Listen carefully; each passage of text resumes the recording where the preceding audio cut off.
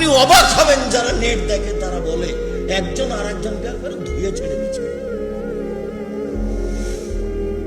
কেমন আলেম মানুষ, কিভাবে মুখে আসতে পারে এটা?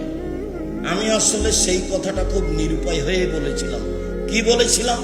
যখন তখন বলে আসেন বাহাসে বসেন না, আসেন বাহাসে বসেন না, অত বলেন বাহাসে বসেন না কেন?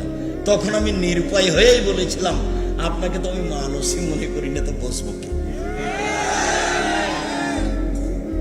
এই একটা আমার বাক্য আছে, আমি তো আপনাকে মানুষই মনে করিনি, তবে বসবো কি?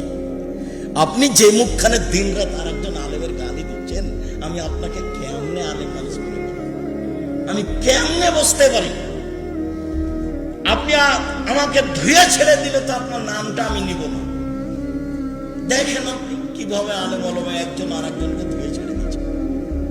কি চরিত্র! আল্লাহ রাসূল বলছেন ওকে দেখে লাগে মানুষ, ওর অন্তর হলো শয়তানের অন্তর। হাদিস বুখারী মুসলিম। ওকে দেখে লাগে মানুষ, ওর অন্তর হচ্ছে শয়তানের অন্তর।